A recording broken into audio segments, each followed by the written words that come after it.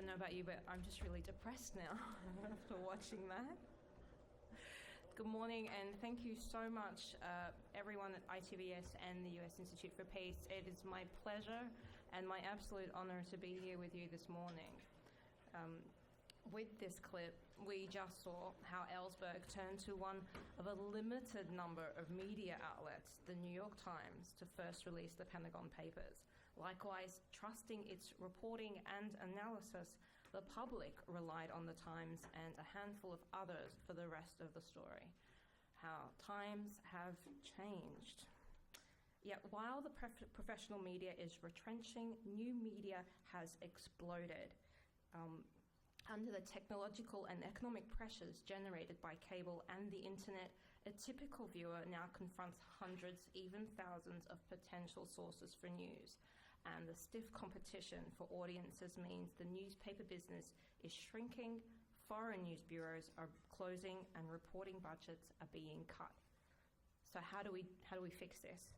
How can we seize this unusually dynamic, some say transformational moment in the media landscape to make the new global news business a potent force for conflict management in the world? And is this antithetical to the idea that journalism must be objective and neutral? We've got the perfect mix of panelists, so let's jump right in and meet them.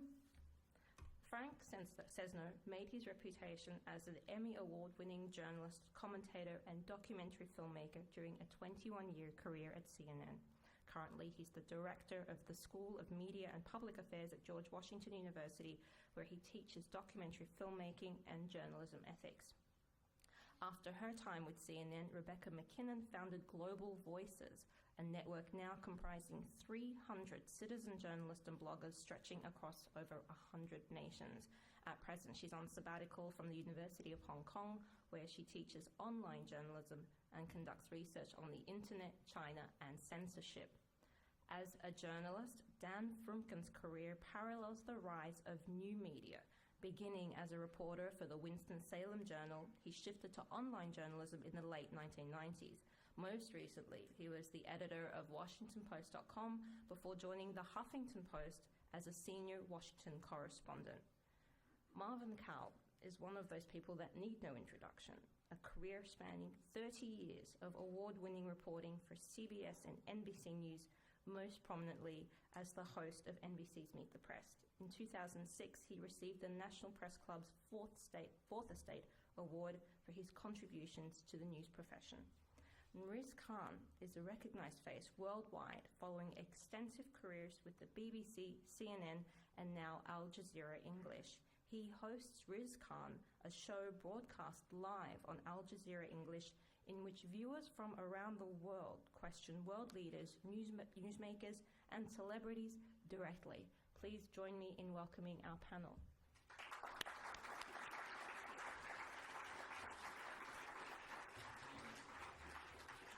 So wherever you want. I think I'm going to sit here.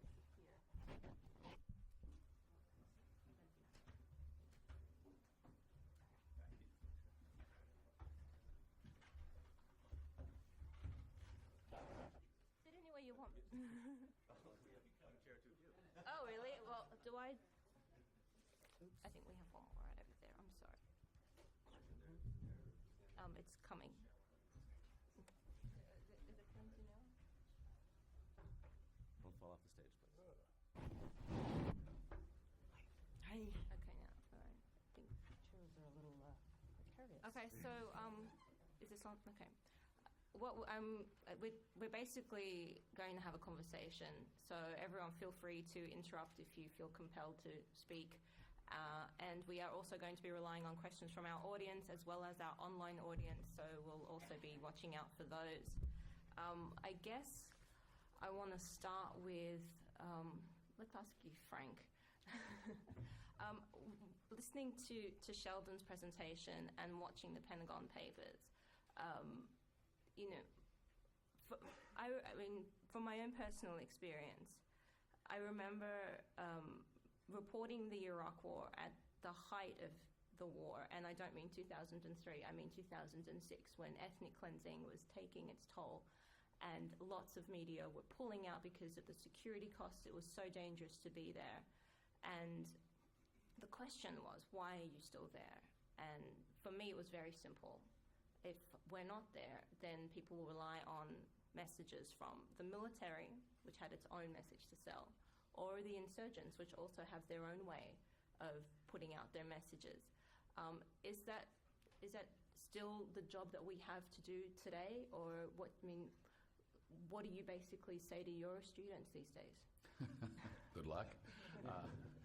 No, I think that that your question, the clip, and Sheldon's comments suggest the layers of engagement that we as journalists, as communicators, as these practitioners of these new technologies have. At the first level, we have to just convey information. We have to take people to see and learn with their own eyes and ears. There has to be that level of detachment, which doesn't always exist. So at the most basic level, they know. They know what's happening, the good, the bad, the ugly, and it will be the ugly that comes first in a situation like that. News is not, as we know, and we've said 1,000 times, about the planes that land. News is about the planes that crash. And that first bias, some see it as a bias toward negativity, but it's also a bias towards, what's unusual, is what will always come first. But the question then becomes, and this is where it gets exceptionally challenging in the middle of an example like yours, is can you step out of your own experience as a journalist, traditional or non-traditional, to take people in some unexpected place? We saw very little of that, for example, in this country as we marched up to the Iraq War, where people, reporters or others, were prepared to challenge the government's version of events because it was then somehow deemed as inappropriate or unpatriotic. It would have been inconceivable, Riz, for, I think, an Al Jazeera journalist to stand up, and we've got any number of examples of this in any media, to stand up and say, the Arab public or the Iraqi street has brought this on itself. So you go against the narrative, you go against the fundamental narrative, especially when you're marching up toward conflict and war, with great difficulty. And that's what Ellsberg's story, I think, illustrates so brilliantly, what it takes in the midst of a war or in the midst of a conflict to stand up and say, hey, it's completely different than you see. And going against that national tide of nationalism and conflict, where people may see it as existential, and will argue that compellingly.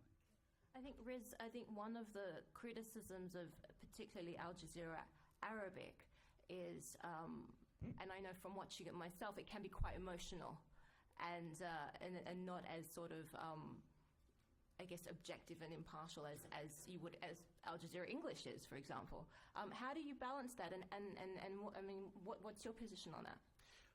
First, I can't speak for Al Jazeera Arabic. I personally don't speak Arabic, so I can't even watch it with a true degree of judgment. I'm just glad that people don't run for the doors when I say I'm from Al Jazeera, which is a changing mood here nowadays. It's interesting because there's a tendency to judge channels, judge programming without really knowing much about it. One of the guys from the Arabic channel who helped set up the Washington Bureau said to the Western media one time, he said, look, the difference is you show the missiles being fired, we also show them landing. And I think that was a shock for a lot of people, that there could be another point of view. I always ask, what's the media trying to achieve? And the thing is that I was trained at the BBC, and it's sort of been beaten into me, and I feel to some degree a dying breed now.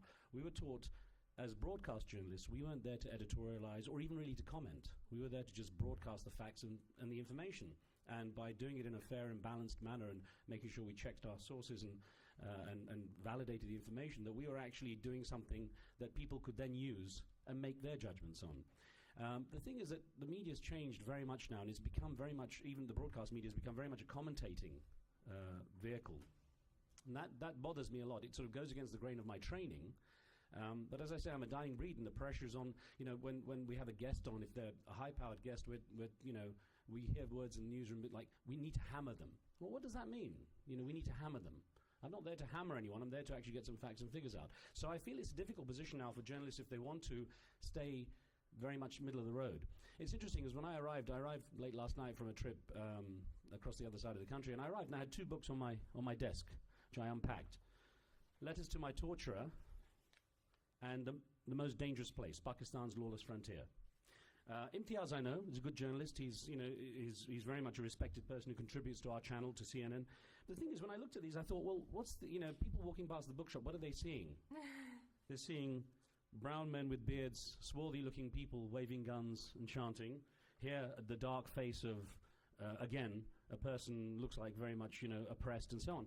The thing about it is this sets a tone. I think, the whole point of this gathering this morning was to look at media as a way to try to promote a different point of view, to maybe look at something positively.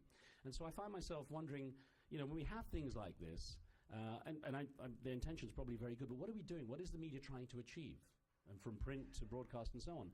So I think people, going back to your question, I know I've gone on a bit here, but going back to your question, channels function differently in terms of the way they deliver stuff. I mean, traveling around Europe, if I watch an Austrian television channel, I remember watching the downfall of the Ceausescu regime in Austria, and it was interesting watching how stoic and serious the presenters were. There was like this, and I couldn't understand properly what was being said, but it was very flat.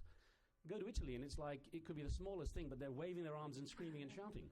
So the difference is, when you watch Al Jazeera Arabic, you're watching a culture as well as the content. So this idea of it being emotional, these guys are shouting and screaming at each other, hurling abuse, and then off camera it's Habibi, Habibi, and they see each other the next day and they go back to it again. It becomes a show.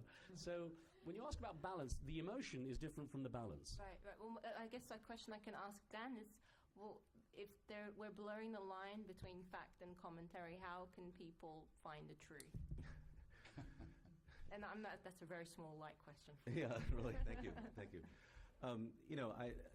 I think that I'm a huge fan of traditional journalism, and I think that it's extraordinarily important for us to continue doing that sort of work.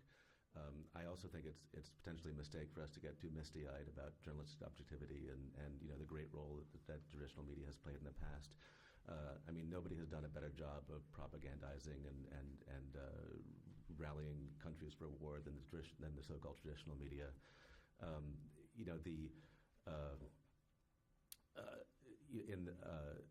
I think Riz's point about that traditional media tends to cover the missiles launching and not the missiles landing, I think is a very, very good one. I think so although I'm very concerned about the decline of traditional journalism, and whenever a foreign bureau closes, I think it's a real tragedy. On the other hand, I'm a tremendous internet optimist. I really believe that when it comes to either the media or conflict resolution, and certainly the media and conflict resolution, more voices is better. There will be dislocation, there will be extremism, but more voices is better. And right now, for instance, when it comes to international news, there's more information out there available to more people in more different ways and in ways where they can contribute and they can participate than ever before. So, and I just can't help but think that in some places we don't have enough, if not opinion, at least analysis, honest analysis of what's going on. I firmly believe, for instance, that if the blogosphere and the Twitter sphere and what have you had been around just a few years earlier, I think we might not have gone to war in Iraq. I think during the run-up to war in Iraq, the MSM coverage was terrible, and if there had been a blogosphere, we would have been able to serve as a megaphone for what little excellent journalism there was. There were some tremendous stories written by Knight Ridder, now McClatchy, and a few other journalists, and I think the blogosphere could have really given them attention. The blogosphere could have given attention to the voices of protest from the streets and from the Senate floor that weren't heard. So I think we need I'm just feeling like the more voices, the better. Just a brief interjection, by the way. Traditional media, in Britain, there's a separation between the broadcast and the print media. The print media can editorialize, can comment, and people know when they pick up a paper where it's coming from, but the broadcast media was different. So in traditional media, when you say traditional media, in Britain there was distinct roles. Yeah. I wanted to ask a question of Marvin Kalb about the traditional media, and given everything that Dan has just said about if we'd had the blogosphere to help us prevent the war compared to what we just saw in that clip, and also is it really, I keep coming back to this, is it really our job to promote anything, whether it's peace or war? That's a marvelous question. Thank you very much. Is it our job to promote peace or war? My answer to that is no. I have a great problem with definitions. It is the easiest thing. It is my heart that speaks when I say I wish that the media writ large could do big things to produce more peaceful solutions to problems all over the world. I wish, as a result of the work of the media, more kids were not hungry and more kids could read. I wish that were the case. I wish that in a world of the blogosphere, there would be more knowledge, right? More knowledge than there is today in the blogosphere. My problem has to do with definition. I am not sure, as a product of the past, I am not sure what media is. I haven't been sure since the first time it was used to describe me, which was in October of 1969 by the Vice President of the United States, Spiro Agnew, who said that these people from the northeast part of the United States, part of the media, they're this strange foreign group. And what were they doing here? He was the first one to suggest that journalism was part of this broader world of the media. Today, truthfully, I don't know what the media is. The media could be what it is that a private organization puts out and says is information. I also would like to believe that there is a distinct value and understanding of what journalism is, and that journalism may be a part of the media, but it is not a substitute for the media. It's not the same thing. So my plea at this point is that as we rush forward and believe that the new world of new technology is going to bring us peace and freedom and prosperity, that we understand what it is that we're talking about, and that we do not dismiss too casually the value of a reporter knowing a language, going to a country, covering a war, understanding what it's all about, rather than just picking stuff up from the AP wire, from Reuters, and just giving their opinion. That, to me, is a greater danger than anything that we face today. Thank you. Thank you. Thank you.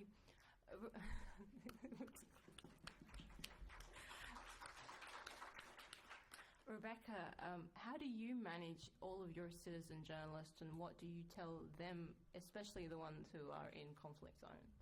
We don't manage them. Okay.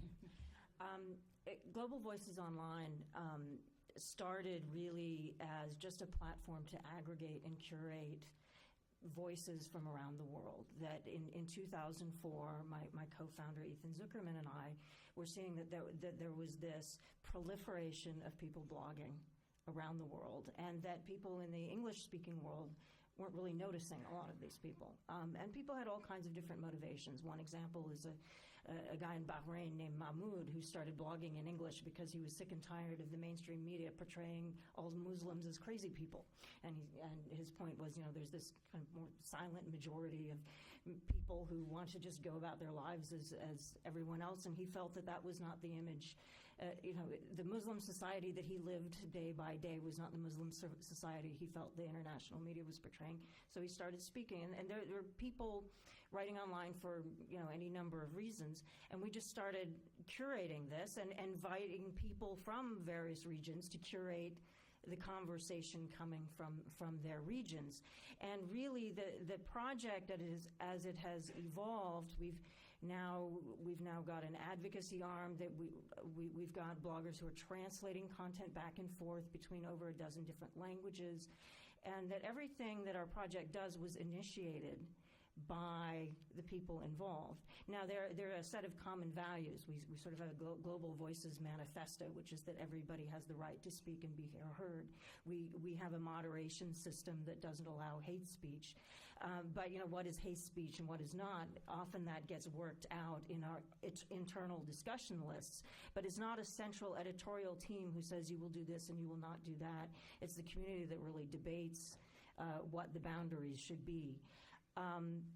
But I'd like to make a number of points just in response to some of the things that have been said. One has to do with the purpose of media, and I would really like to echo Marvin's point about, is the purpose of media or journalism or whatever you want to call it, anything in particular. And Global Voices, we actually are not registered in the United States. We're registered in the Netherlands as a nonprofit. And one of the reasons is that our community, we're very concerned that we would be perceived as being used by the U.S. government, even if we weren't. And so that there's a tremendously strong feeling amongst our community that we need to have an independent voice, and also a very strong feeling that voices that advocate violence, even though they might make you uncomfortable, sometimes they need to be translated and explained, and that you need to have a discussion around them rather than say we're only going to link, for instance, to Iranian bloggers that promote a certain point of view, and not Iranian bloggers that promote another point of view. Because there are times when you just need to have that information out there and discussed. And so that if we had a very specific agenda, there's concern that could lead in directions that might actually stifle discussion. I guess the other issue too relates to how do you even define peace and how do you define hate, and the whole problem with setting standards for media globally is very difficult. And sometimes, I worked in China for a long time, and the Chinese government actually uses this line that it's the role of journalists to promote stability and peace as an excuse to censor voices that might express sympathy with Tibetan independence or autonomy, for instance, and surrounding the riots in Tibet and the riots in Xinjiang, which is in China's far northwest, actually suppression of independent opinions that might be advocating solutions that are different than what the Chinese government advocated was justified in the name of peace. So we have to be very, very careful about where we take this, and that different kind of authorities define this very differently.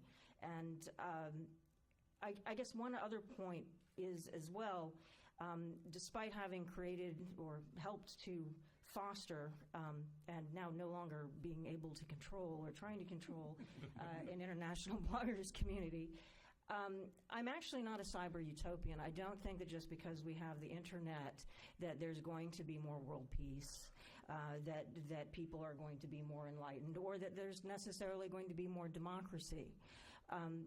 But we've seen a shift that we need to deal with. We're not going to be going back to the pre-internet age. And as actually one of our board members, Rosenthal Alves, who's at the Knight Center for the Americas in Texas, likes to put it, the media environment today, so in the past, it was a desert. And so we built institutions and ways of managing scarcity and a whole economy around information, a whole sort of set of politics, political discourse that was all around information scarcity. Then came the rain. We're now in a rainforest. There's a whole new set of complex organisms, all kinds of things that we've never seen, never heard of. Some are poisonous, some are predatory, some are medicinal, some are just silly. There's all these, it's a completely new environment.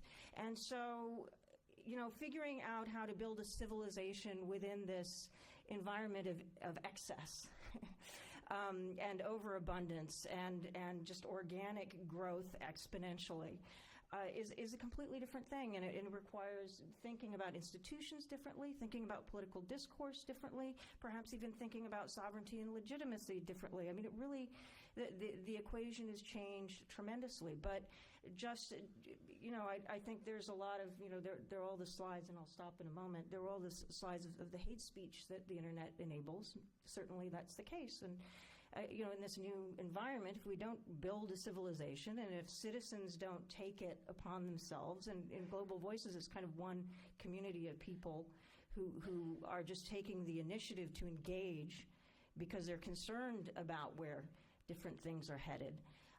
if we don't encourage to take matters into their own hands and to speak out and to try and form new kinds of communities of discourse, find ways to speak, whether it's popular or unpopular, we will have a Hobbesian state of nature in which life is nasty, brutish, and short. I mean, that's a possible outcome, and so, yeah, we're only at the very beginning of figuring out where to go.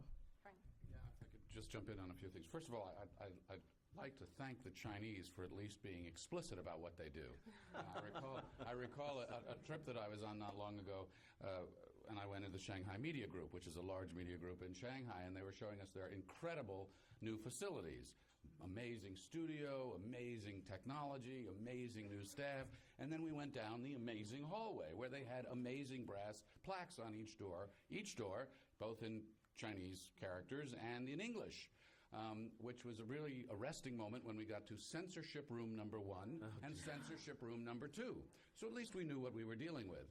But knowing what we're dealing with, I think, is part of the challenge now, just as everybody has said, because the world has changed so much.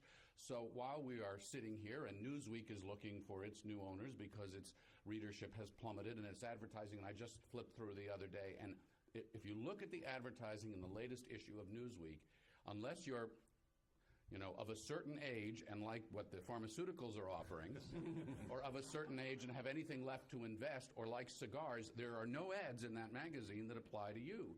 And that's one of the reasons it's on the block. As we sit here and CNN is dealing with numbers that have gone down 40% and rebounded a little bit, I use my media with my smartphone to send a text to Steve Grove, who is the head of news and politics for YouTube, to ask him how many views there are a day on YouTube. Over 1 billion video views a day, he messages back in real time. 1 billion a day. The problem is what they're looking at on YouTube is Charlie Bit My Finger. For those of you who've seen Charlie Bit My Finger, has been viewed by more than 170 million times. What is it? Oh, it's a wonderful video. You haven't seen? How many of you have seen Charlie Bit My Finger? Look at that. Now, if we can have you all watching Peace, we can get someplace. Wow. So Charlie Bit My Finger is this little kid with his little brother on his lap. He's about 4 years old or so. His brother puts his finger in his mouth. He bites down. The little kid's face is, Charlie Bit My Finger. And 170 million people watch it, or views. I don't know. So what are we dealing with here? We're dealing with a fundamentally different world. It's not gathering to see Walter Cronkite anymore at 6:30. And your Global Voices, or the project I'm working on called Planet Forward, which is done out of the university, where we are also working with user-generated content, is this richly uneven, unpredictable place where the rules are entirely different, not recognized, not followed, and the things that draw the eyeballs tend to be the sensational, the weird, the funny, the outrageous, and they will tend to be, just as you tend to have people who show up at a town hall meeting in New England or at a city council meeting someplace, the people who are the angriest and the loudest who get the most attention. That's human nature. So when Sheldon and Richard and everybody else say, how do we encourage peace through media, let us recognize first that we're up against both human nature and up against the media, plural, that we're talking about here as these rules are changing fundamentally. Start with that, define the challenge, and then maybe we can fill in the blanks. Actually, one of the prime issues we have is that the internet is still primarily an English language medium. And that means that the information that's on the internet is primarily from an English language perspective, which means, say, Western dominated. And that makes a big difference. I think once countries like China, India, Pakistan, the Middle East start to get their sort of grips on it, things might change. Because right now, the biggest problem, and I think the first step in the media changing things, is to try to stop and think twice about the stereotyping that occurs. It's kind of funny. I have a British passport. I was born in Yemen. I have a Pakistani last name, and I travel to some interesting far-flung places. So you can imagine the latex gloves come out every time I arrive at the airport. You really like being TSA, don't you? But actually, I don't have that much of a problem, except that my 4-year-old daughter was put on a watch list, and she terrorizes my home, but she hasn't done anything. to affect national security yet. So, the stereotyping that, they see the name Khan, first thing is, okay, one side, I get, like, not just 4 S's, I get so many S's, I say I must be ugly too, because, you're pulling me aside so many times. But actually, one of the key things is the media tends to stereotype. And like I pointed out with these books, the book covers, there's a tendency to go down this easy path, especially in the day of talking heads, TV and radio and, analysis and commentating and so on. There's a tendency, a guy gets on a plane, attempts something like, explosives, and suddenly you're analyzing it from every single perspective, and it's everyone's opinion. It's not really necessarily that factual. It's just purely opinion, and it's become a media circus. They say an expert is someone who has made all the mistakes possible in a very narrow field. We have a lot of those. They say a consultant is someone you give your watch to so they can tell you the time. This is what we've gone down, that path. And on that note, we're going to take some questions from the audience. I ask that when you do, please stand up, identify yourself, and where you're from. We've got one at the back there.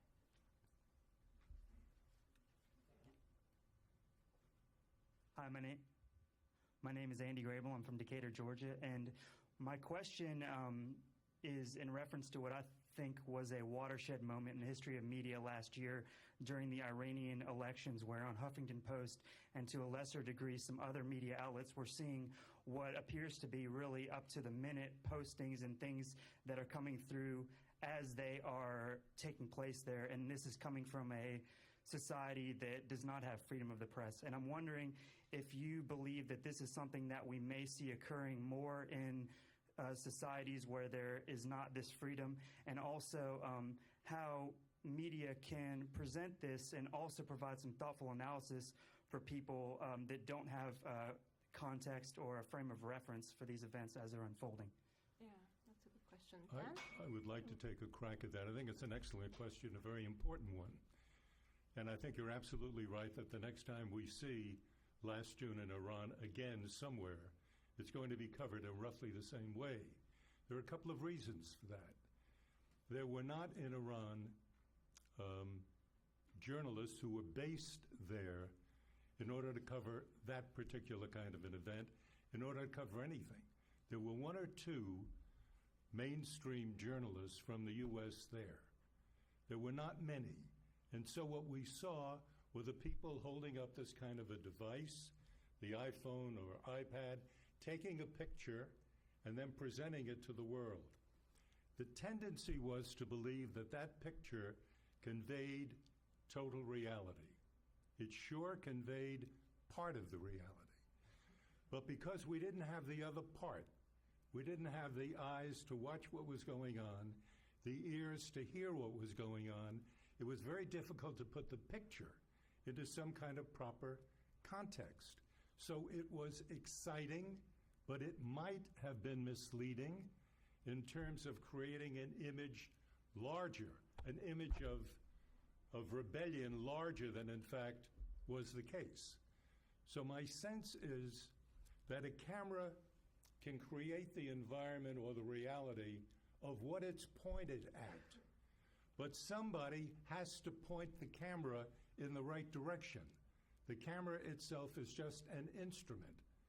There has to be a brain behind it saying, what I'm pointing at is the story. It's really important. We don't know that. The camera, the iPad, iPhone, whatever these things are called, they were conveying what that person felt was centrally important to the story. But that person was not a journalist. And forgive me for going back to this central point. Under the banner of media, everyone has a voice. That voice may know what he or she is talking about and may not. And we get an awful lot of opinion. I think you're absolutely right on that point. So we have to be careful about what we hear, what we see, and always, always, for our common benefit, ask the question, who's directing the lens? Where is it all emerging? There has to be a head behind it. Without a brain, it's nothing. It's what Morrow in 1957 or 8 called only wires and lights in a box. There's information in this perspective. That's really what it is. Let me jump in as the HuffPost guy. Yes, I agree. It was a very exciting moment, and actually I arrived at HuffPost shortly after it happened, so I can take no credit whatsoever. But I think it was an extraordinary moment, and I think the information that we were able to gather through, People Media turned out to be of great value.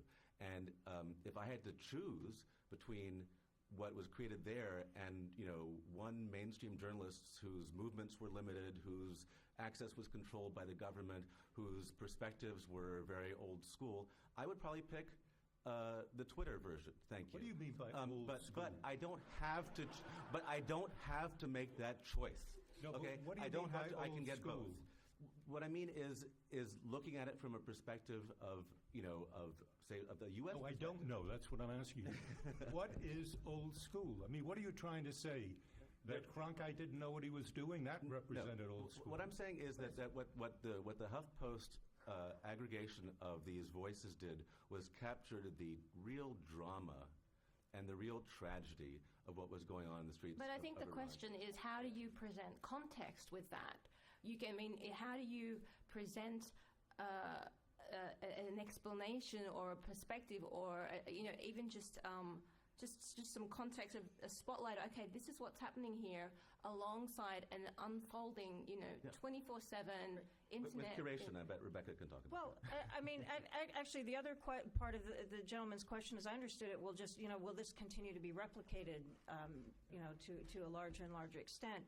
And I think obviously the most ideal situation is you have the professional journalists and you have the citizen media, and you've got people who happen to be in places where the journalists aren't, and then you can get this synergy going. And I think that the best journalism these days happens when that synergy is at its fullest.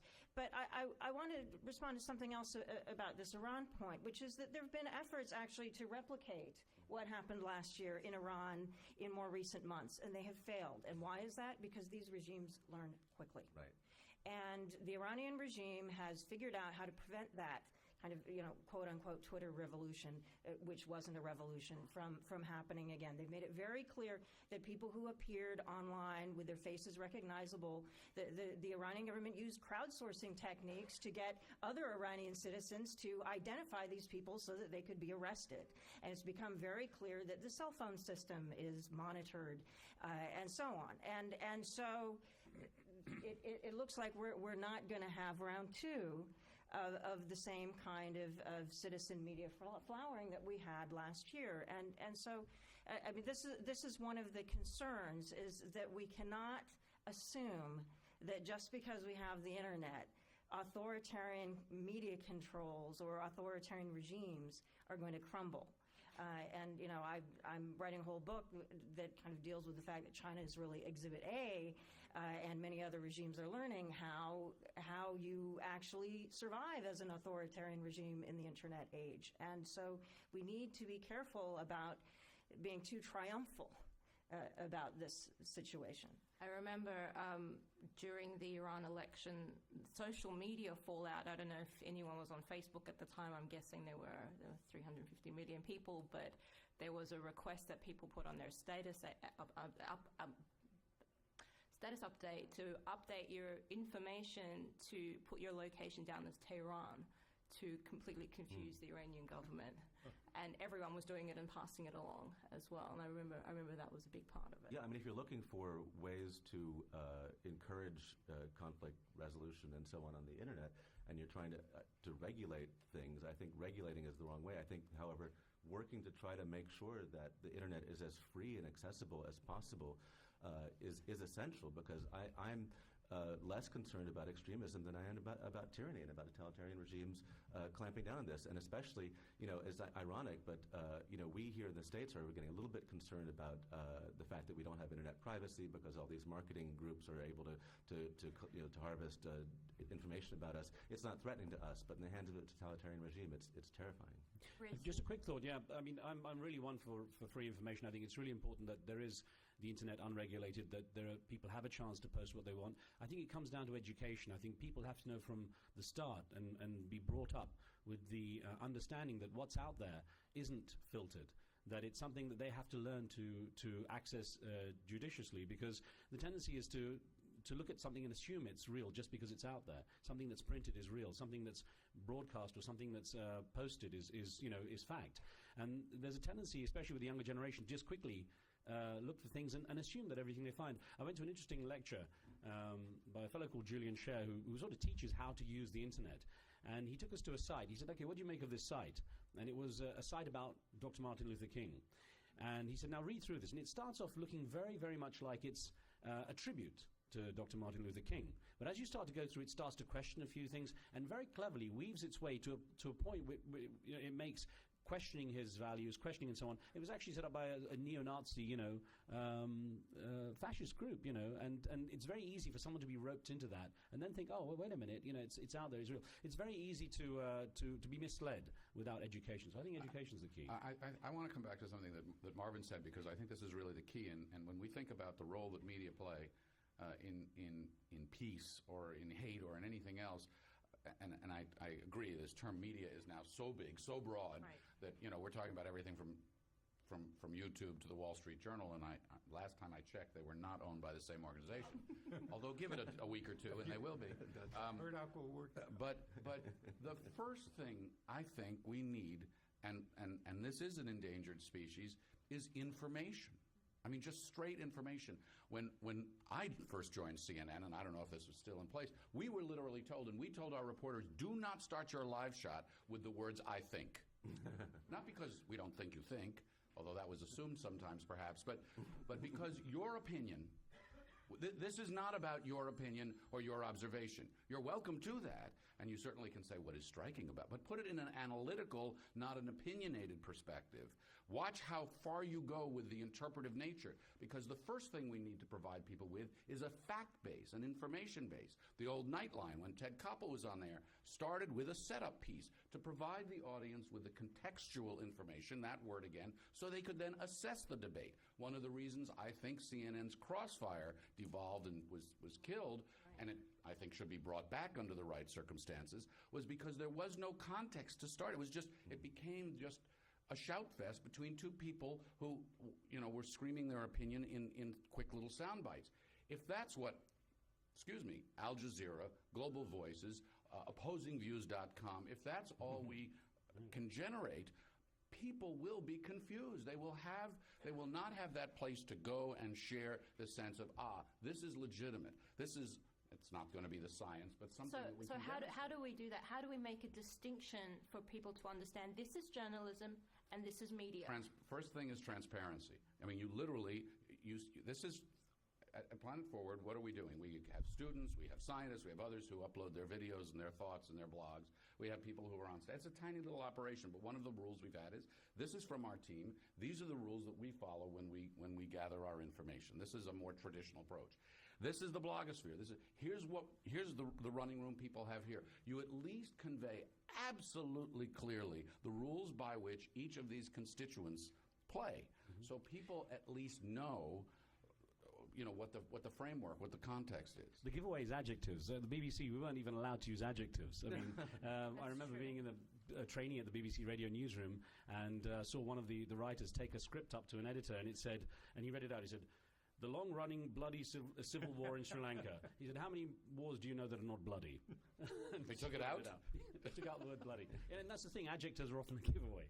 I've got a question here from Egypt, and perhaps Marvin can tackle it first. Why didn't more journalists challenge the U.S. government in the lead-up to the Iraq War? How much time do we have? Well, very quickly, the United States after 9/11 was caught up in an avalanche of patriotism. The United States had been attacked, first time since Pearl Harbor, and we simply had to do something. And journalists are also patriotic. And so there was no great desire, strong urge to confront your government with what it is that you thought was a different line. And people pull back, and there was no question about that. Dan Rather spoke about fear. Yep. He used that word in the newsrooms of many, many organizations in the U.S. But we have to point out that there were people like Pincus at the Washington Post who were doing very important stories that ended up on page 17, not on page 1. I think the person who asked the question is right. It was not the greatest day of American journalism, but that turned around very quickly when the reality began to turn. I don't think that journalists are great adventurers, but they do go along with reality. And when reality shifts, they will shift. There is no silver lining in this story, Marvin. I'm sorry. I actually, in this very room, about a year and a half ago, the Neiman Foundation for Journalism awarded its first I.F. Stone Award to John Walcott, who was the Washington bureau chief for McClatchy newspapers. And we had a very exciting discussion here about what happened. And fear was absolutely the issue. Journalists were afraid to call it like they saw it. And that's part of because of the corporate structures in which they worked. It's because of the political pressures under which they operate. It's because of the fear of losing access with which they had. It's because of the entire access journalism equation that cripples so many of our finest, smartest, most curious and wonderful journalists. It was an absolute and complete failure. And that's why Al Jazeera got a bad name, by the way. That's why, because it was the darling of the US before. We need to do a yes, but here, however. The yes, but is journalists may have done that, but they were not alone. And the voices that, though there were some, but the voices that they would typically convey were largely silent. I recall at the Washington Bureau here having a very partisan, very outspoken Democrat in for a background briefing who just flat out told us as we approached the 2002 election, we are telling our members not to go after the president. This is not the time to raise these questions. So while there were voices of doubt, and while this was by no means journalism's finest hour, I think it's very important to keep in mind that part of our job, a big part of our job, is to reflect the larger debate and the other voices out there, and they were, many of them, silent. We knew better. We knew better. And yes, the political institutions failed us. But there were voices. There were senators who got on the floor and made very moving speeches that were not covered at all. It was an absolute intellectual decision on the part of the journalists. And there were also voices from outside the United States of America who were raising serious questions, and they were not reflected either. We have a question from Colin in Illinois. Can we begin to speak of objectivity in a conflict-ridden world? And Rebecca, perhaps you want to take that? Yeah, I'm sorry, please. No, please. Okay. It's very difficult. And I think really in this new environment, I agree with Frank that transparency is of absolute paramount. Who is this person who's speaking? And it is very difficult, particularly in conflicts where sort of everybody has a camera phone, everybody is sharing information around. To work out what are the agendas, and also to have people who are trying to sort out fact from fiction. But sometimes it's very difficult to define a fact. It's very, very, very difficult. So, again, it may be impossible to have total objectivity that satisfies everyone. May I just add to that? I go back to an earlier point. I appeal to as many people as choose to listen that we have to go back to defining what it is that we mean. We use words too lazily, too sloppily, and there are large pronouncements being made by people with very little knowledge, and they are accepted as if truth were just being uttered, and it wasn't. It may be that there are people around who still remember old-fashioned ideas and ideals about American journalism. It has to do with trying to find out, trying to get as close to the truth of a story as you can, in full recognition that you may fail, but at least make the effort in a fair way. And I think right now we get lost in the magic of the new technology into losing the very heartbeat of what it's all about, which is to provide information that is truthful and reliable to as many people as possible, and not to simply go with the raised voice, the coiffed head, or the deep voice. I mean, think about what is being said and raise questions. Be skeptical. Understand these things in a broader context. Sheldon was asking earlier on, is it possible to take the media today and use it as a force to go from hate to peace? And he suggested there might be the establishment of an international journalist council. Think about that. On the surface, excellent idea. How do you even establish the council? Who is going to be on it? Will, quote, the Middle East demand its representative? And who will that be? From what part of the Middle East? Will it be Western Europe? Is it the Frenchman or the Brit or the German? America, well, of course, we're perfect. We can produce any number of people. The Japanese, Asia. Think about these issues. The complexity of taking the idea of using the media for peace building is a wonderful thought. It is an enriching thought.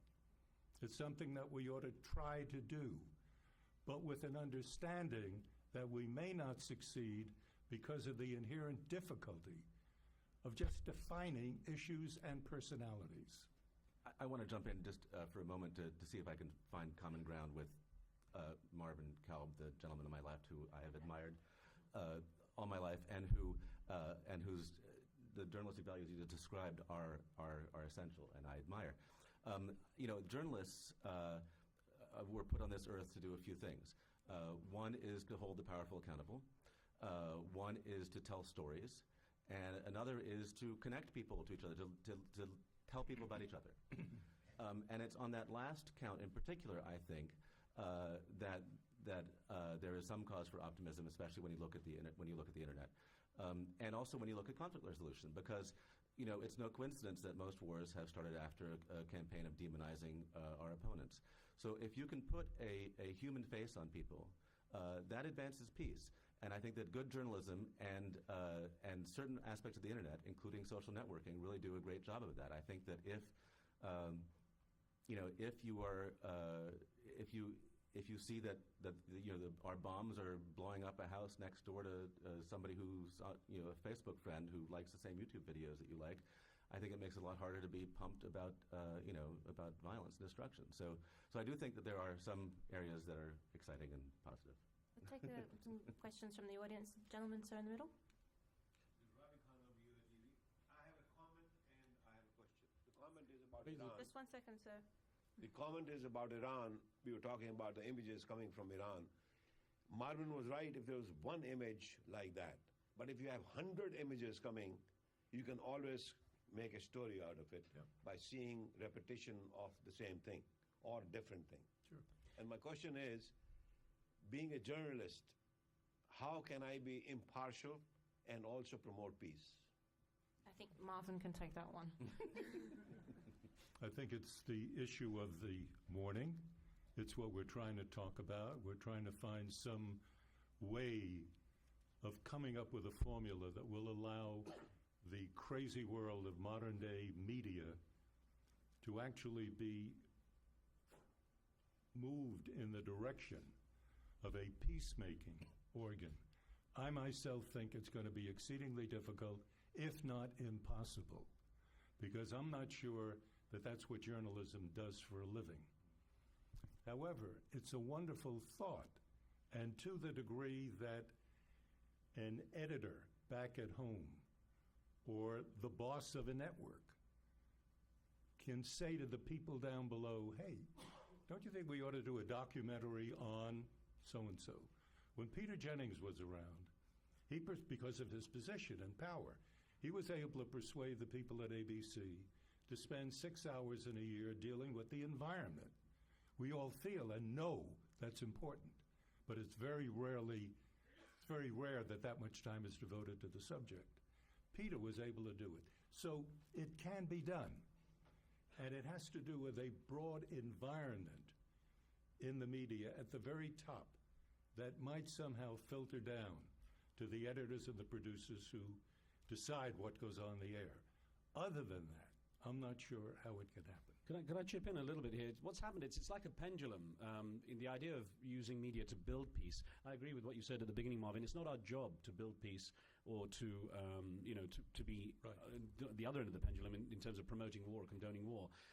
I understand the concept of using media for peace, and I think that comes from putting the pendulum back into the middle.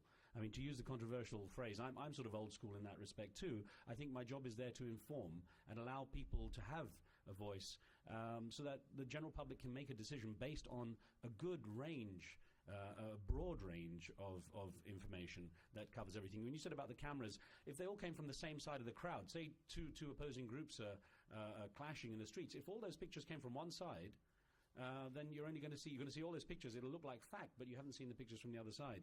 And it's always it's a matter of perspective. I always tell the story of an elderly lady who was attacked in Central Park by a dog, and a young man helped sort of fight off the dog, fend off the dog.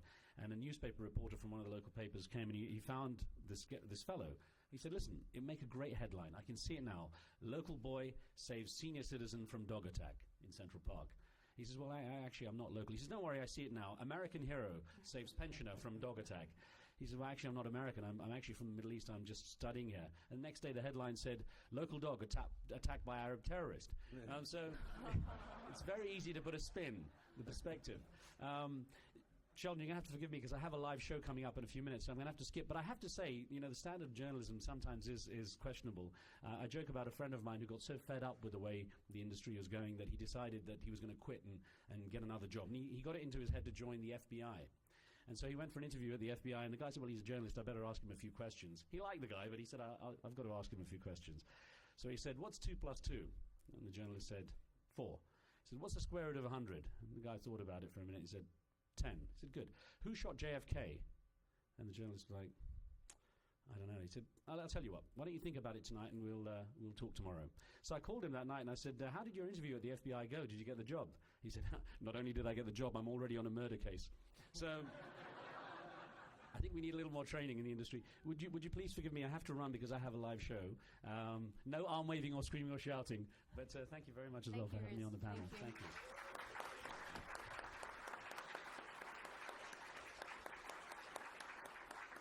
I'm sorry, Rebecca, you wanted to say something? Just this whole issue about what can we as journalists do to kind of perhaps maybe promote more fact-based discourse, perhaps might be the best way to, as journalists, promote solutions of some kind. And it's very difficult, and sometimes you're actually fighting your own bosses as a journalist, to be perfectly honest. I mean, yeah, imagine that. I mean, I hate to say, a month before I left CNN, I was being told by my bosses, your expertise is getting in the way, and could you please cover your stories more like a tourist, because that's what our audience relates to. And so, and I'm not the only person in the industry who's had this kind of experience. And, there was a point when I was in Northwest Frontier Province, Pakistan, a month after 9/11, and being told not to cover so many stories about Afghan casualties of American bombings coming over who were, then inflaming local sentiment because this was too upsetting to American viewers and we should do less of this. And so there are times when you do find that in order to get facts across that you feel the public needs to know, you're fighting your bosses. I just want to answer your question directly, and maybe I don't think it is your job to promote peace. It's your editor's job, and it's your job as a journalist to promote all the ideas, comfortable and otherwise, that constitute the story. That will promote peace, all right? I mean, the UN Diplomat or Dick Solomon promote peace. You may decide to do a documentary on the peacemakers, and then you reveal their lives. I think what we need to do is we need to think much more deeply and thoughtfully, which is going against, unfortunately, too many times our bosses, as to what constitutes great storytelling and the important information that people need to hear and to know. What about the story on the Palestinian scientist? Where was that documentary or that story? What about this? We live in way too narrow a frame. And I think one of the most important things that we can do, that mainstream journalists and non-traditional journalists can do, is declare fully and flatly, it is our job to take you places you have not been before, intellectually, emotionally, geographically, ideologically, and expose you to the sometimes uncomfortable and unconventional. I really think that will serve a very large purpose. Can we also stipulate, though, that it's also our job to tear down falsehoods that Yeah, lead to war all of that. and that lead to and that perpetuate That's war? part Yeah. of that. That's part of that. I think that's part of it. Fortunately, increasingly, it's a large part. I think, Marvin, you wanted one last comment. Well, no, I get back to the same thing, and I'll bore myself soon. Please search for what it is that is truthful, and think about these definitions again and again and again. Who's the journalist? Where does this information come from? How reliable is the picture? What are we looking at? There's so much chatter in the world today that we end up at the end of the day eating at smaller and smaller tables, where our biases or our lifetime experiences are reconfirmed, and we feel that is good journalism. Please, we should all just try to look beyond that. Thank you, and thank you to all of our panel here today, and thank you very much for your questions. I'm sorry you didn't get to do all of them, but you guys did a great job. Thanks. Do my best to your parents.